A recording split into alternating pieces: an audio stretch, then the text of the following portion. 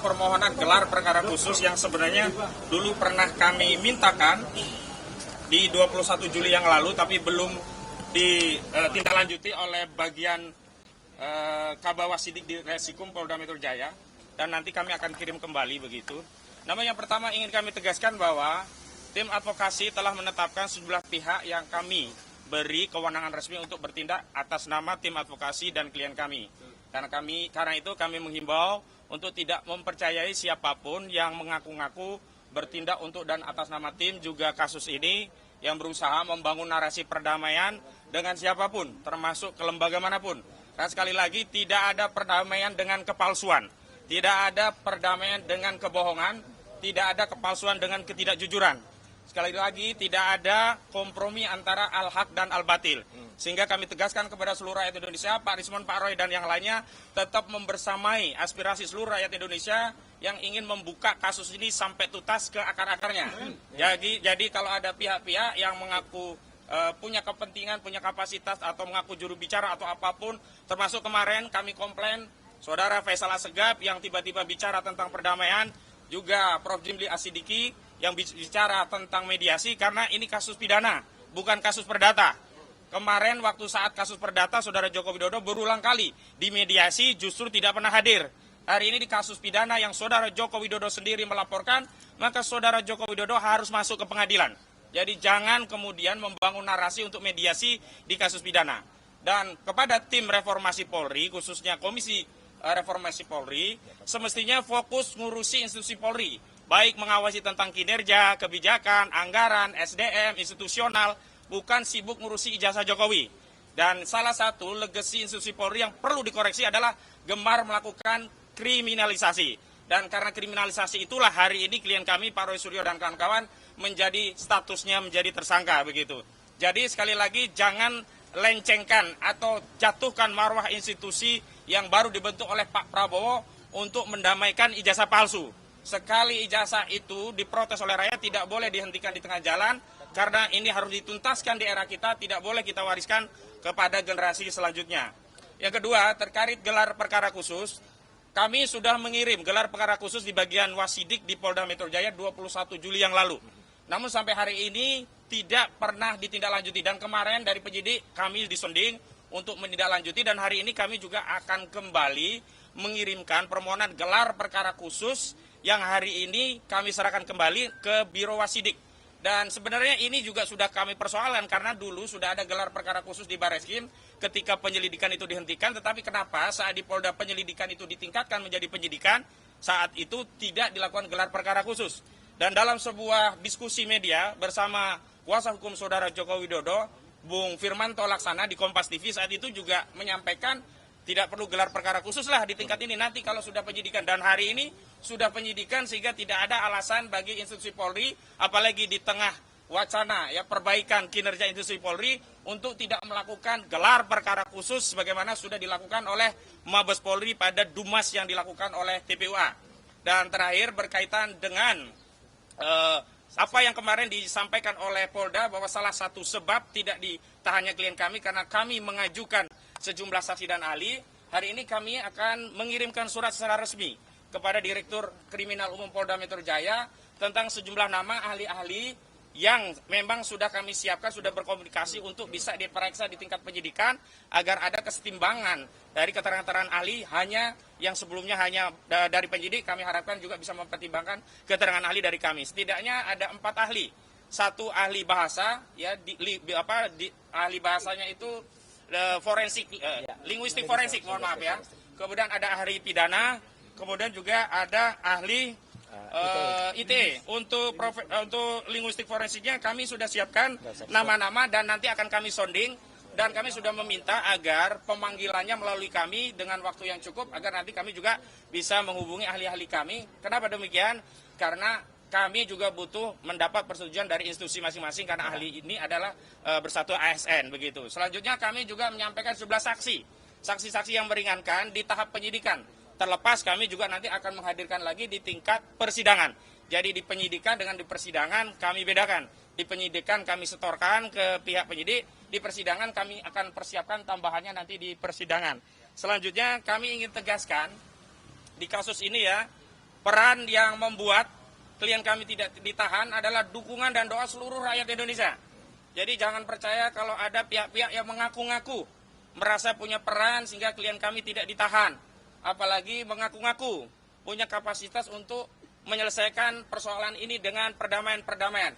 Ingat, justru sejak awal Jokowi tidak pernah mau damai, dan hari ini kalau kami mengambil perdamaian itu sama saja kami melakukan deklarasi pengkhianatan terhadap seluruh rakyat Indonesia, dan itu tidak mungkin dilakukan terutama oleh Pak Roy dan Pak Rismon yang selama ini sudah meyakinkan kita 99% ijazah itu palsu, 11.000 triliun ijazah itu palsu, dan seluruh rakyat sudah ikut meyakini keyakinan dari Pak Roy dan Pak Rismon. Karena itu mohon doa dukungannya, kami akan tetap istiqomah konsisten untuk berjuang untuk membersihkan legasi bangsa Indonesia dari dugaan pernah dipimpin oleh seorang presiden berijazah palsu. Nah, dalam kesempatan hari ini karena klien prinsipal juga kami ada, kami mohon tanggapannya pertama dari Pak Roy, yang kedua dari Pak Rismon. Silakan Pak Roy. Oke, baik, terima kasih. Jadi jelas ya teman-teman. Assalamualaikum warahmatullahi wabarakatuh. Tadi sudah diserangkan oleh koordinator tim non litigasi kami, Pak Ahmad Kosinudin, bahwa kehadiran kami di sini itu adalah untuk menindaklanjuti dan kita mengapresiasi langkah dari Polda Metro Jaya yang telah menyebutkan bahwa kami akan mengajukan sejumlah nama. Sejumlah nama itu penting, karena apa? Satu, ya, misalnya ahli ITE.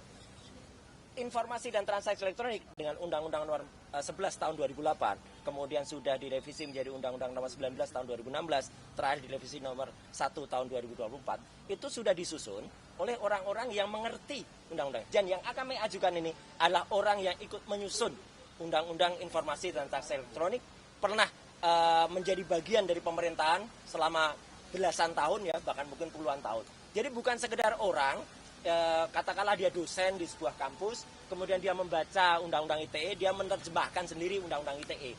Jadi kalau hanya itu, banyak orang yang bisa membaca dan menafsirkan, dan kemudian jadi salah. Salahnya apa? Kemudian ada pasal 32, kemudian ada pasal 35 yang tiba-tiba ditimpakan atau diselundupkan kepada saya, Dr. Rismon, dan juga mungkin kepada teman-teman yang lain. Itu adalah pasal yang salah, karena berulang kali biasanya mengatakan kan ijazahnya analog. Iya, pasal 32, 35 itu tentang dokumen elektronik, gitu loh. Jadi salah besar, bukan analog. Jadi dari situ yang salah. Kemudian ahli linguistik, ahli bahasa, itu juga sudah punya sertifikat, baik nasional maupun di atas itu.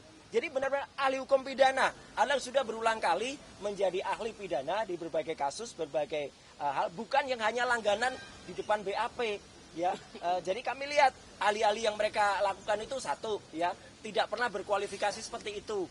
Hanya bisa membaca undang-undang, bukan pembuat undang-undang. Jadi nggak bisa dong menafsirkan undang-undang. Saya kebetulan yang membuat juga, tapi karena saya dalam hal ini yang diajukan statusnya menjadi tersangka, maka saya nggak bisa. Tapi yang di atas saya inilah orang yang bersama-sama saya dulu, ya, yang dulu ikut, dan dia di sisi pemerintah, saya di sisi individu. Jadi saya kira itu ya clear apa agenda kita hari ini. Sekaligus juga kita mengajukan gelar perkara khusus untuk supaya apa? Kasus ini supaya terang benderang diketahui oleh masyarakat dan lainnya. Dan sekali lagi saya ingin menyampaikan terima kasih kami kepada semua pihak yang sudah ikut membantu membersamai ibu-ibu, mak-mak, teman-teman tokoh-tokoh aliansi independen, ya, dan juga lawyer terutama yang di bawah koordinasi Pak Petrus Celestinus dan juga Pak Ahmad Kosinudin. Saya kira itu, ya, mungkin akan disambung oleh Bang Rismon. Silakan. Oh, satu lagi dikit. Semalam ada satu acara, saya nggak nyebut TV-nya, ya, yang ada seseorang yang tanpa kualifikasi yang jelas, ya,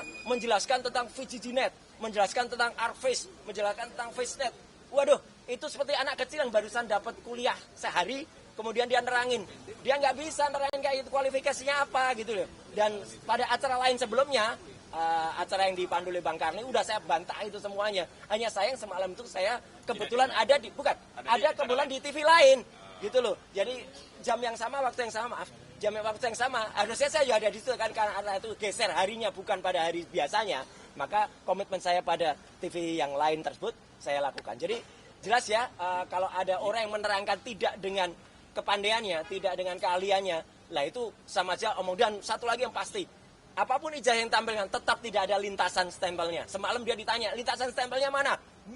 Bingung lagi, ngomong kanan ngomong kiri. Silakan Dr. Rismon. Ya. Tentang apa ini, Bang? Ya, hari ini. Hari ini kami diwajibkan, ya, wajib lapor tiap hari Kamis. Terima kasih Pak Penyidik. Ya, artinya kami juga kayaknya jadi tahanan kota nggak? Enggak. Oh enggak, ya enggak, belum. Enggak, Pak. Jadi kami sedang mengajukan ahli-ahli ya yang pakar di bidang undang-undang ITE dan praktisi ITE Ya. untuk membuktikan bahwa apa yang kami lakukan murni dalam koridor apa yang disebut dengan ilmu digital image processing. Ya, digital image processing di mana kami dituduh untuk mengedit dan merekayasa ya bagian dari citra dari ijazah Joko Widodo. Ya, padahal hal itu sangat umum dilakukan dalam ilmu digital image processing. Jadi kepolisian seharusnya tidak sembrono ya, hanya karena 3 ahli kepolisian yang sering dipakai ya di meja penyidikan, langsung basis itu dipakai untuk menuduh kami mengedit. Ya, sampai saat ini, detik ini pun kepolisian tidak bisa menunjukkan mana yang kami edit. Oleh karena itu kepada Prof. Jimli, ilmuwan, peneliti itu jangan dibungkam lah Pak. Ya, kalau cari pasal, cari salah itu gampang. Ya, jadi tolong jaga demokrasi di Republik ini, ya, supaya ke depan, ya generasi ke depan tidak lagi takut untuk bersuara, melakukan kajian-kajiannya, menuliskan buku dan lainnya, tetapi diancam dengan undang-undang ITE 32-35 yang ancamannya sampai 12 tahun. Ini bisa jadi terjadi pada kami dan besok kepada kalian. Ya. Jadi kita harus bela demokrasi di Republik ini. Apapun itu kita berhak loh ya menganalisa dokumen publik dari seorang pejabat. Oke, gitu ya. Oke. Terima kasih. Oke, penutup Bang Jamada Gisang, silakan Bang. Ya. Silakan lagi, Bang. Bang Jagir. Oke, rekan-rekan sekalian, tadi sebenarnya sudah dijelaskan sama rekan Koji, prinsipal kita Roy dan Rizwan. Saya mau rangkum saja. Apa tugas kita di Polda hari ini? 1, wajib lapor diri bagi 3 tersangka, tapi jadwalnya beda-beda. Kedua adalah mengajukan gelar perkara khusus, yang ini tertunda dari sejak awal. Ketiga, mengajukan ahli dan saksi ahli meringankan. Oke? Satu hal yang mau saya tambahkan, saat ini juga kita sedang bersidang di KIP. Tadi Mas Roy jelaskan, Ya, itu terbuka banyak KIP itu paralel dengan yang ada di Polda ini. Paralel tuh. Kebetulan kuasa hukum yang ada di KIP juga kami juga. Ya, sama. Ya, itu ya Mas Koji ya, sama rekan Gapur. Jadi di sana dan di sini itu paralel dan saling melengkapi. Mudah-mudahan akan semakin cepat terungkap apa yang menjadi terbenam. Istilah saya terbenam di bangsa ini beberapa tahun terakhir ini. Itikat kita baik dan basic Mas Roy dan Bang Risman itu akademik, ilmiah, saintifik. Sekali lagi kami tekankan, jika ada yang masih bicara di luar sana, di luar akademik, itu out of service. Ya, saya katakan seperti itu. Jadi kita benar hari ini melaksanakan tugas kita yang diwajibkan oleh Polda Metro Jaya, lapor diri. Jadwalnya Senin dan Kamis. Kita lakukan hari ini. Saya kira itu yang penting ya, rekan-rekan kita sekalian, jurnalis yang menjadi sahabat kami dalam perjuangan ini. Dan kita selalu pekik merdeka 3 kali. Merdeka, merdeka, merdeka. Ya, tambahan Itu. dari Silakan. Gafur. Ya, Bang Gafur Sangaji, bagian dari tim kami. Oke, jadi gini rekan-rekan, dalam konteks kami mengajukan gelar perkara, ada satu hal penting yang ingin kami sampaikan dan perlu kami mendapatkan kejelasan, yaitu terkait dengan status barang bukti. Dalam gelar perkara nanti, kami meminta kepada penyidik Polda Metro Jaya untuk memberikan penjelasan dan menunjukkan primary evidence ijazah Pak Joko Widodo. Karena selama ini ijazah inilah yang menimbulkan perdebatan dan ada 8 anak bangsa yang sekarang sudah ditetapkan sebagai tersangka dan kemudian kalau dilimpahkan ke pengadilan akan dilakukan penuntutan. Ini kan sesuatu yang perlu terlebih dahulu diberikan kejelasan oleh penyidik Polda Metro Jaya terkait dengan primary evidence, apakah memang sudah disita oleh Polda Metro Jaya. Dan yang kedua, Mas Roy, Bang Rismon punya kepentingan untuk melihat dan meraba ijazah tersebut. Karena selama ini yang dituduhkan kepada Mas Roy, Bang Rismon, dan Dr. Tifa itu melakukan analisa-analisa ilmiah hanya berdasarkan dokumen digital. Meskipun dokumen tersebut oleh salah satu pendukung Pak Joko Widodo di salah satu televisi, kemudian saya juga hadir sebagai pembicara, sudah ditunjukkan kepada publik hasil scan ijazah Pak Joko Widodo. Dan dari hasil scan tersebut terkonfirmasi bahwa ijazah yang dipublish atau diunggah oleh Dian Sandi dan menjadi basis penelitian ilmiah Mas Roy dan Bang Rismon itu ternyata 100% tidak berbeda persis sama seperti itu. Yang ingin kami mendapatkan kepastian adalah ijazah fisiknya itu dalam gelar perkara khusus harus ditunjukkan kepada Mas Roy dan Bang Rismon, dan bila perlu mereka raba itu ijazah. Seperti apa itu bahannya? Kemudian seperti apa itu pengaman kertasnya? Seperti apa itu lintasan stempelnya? Seperti apa itu fotonya? Itu poin penting yang akan kami mintakan dalam gelar perkara khusus. Itu aja barangkali yang bisa saya sampaikan. Kembali ke tutup, ada pertanyaan? Kembali ke Koji. Pak, ada rencana buat mengajukan pra-peradilan nggak untuk? Oh, sementara ini belum kami pikirkan karena kami fokus gelar perkara khusus. Karena kalau dengan gelar perkara khusus ijazah itu ternyata terbukti sama dengan yang diteliti, berarti kesimpulan klien kami tidak berubah, 99% palsu atau 11.000 triliun persen palsu. Sehingga fokus kita adalah primary evidence itu apakah identik atau tidak dengan yang sudah diteliti. Kalau sama, ya sudah selesai. Ada lagi cukup? Makasih ya rekan media sudah menunggu. Cukup, yuk. Terima kasih.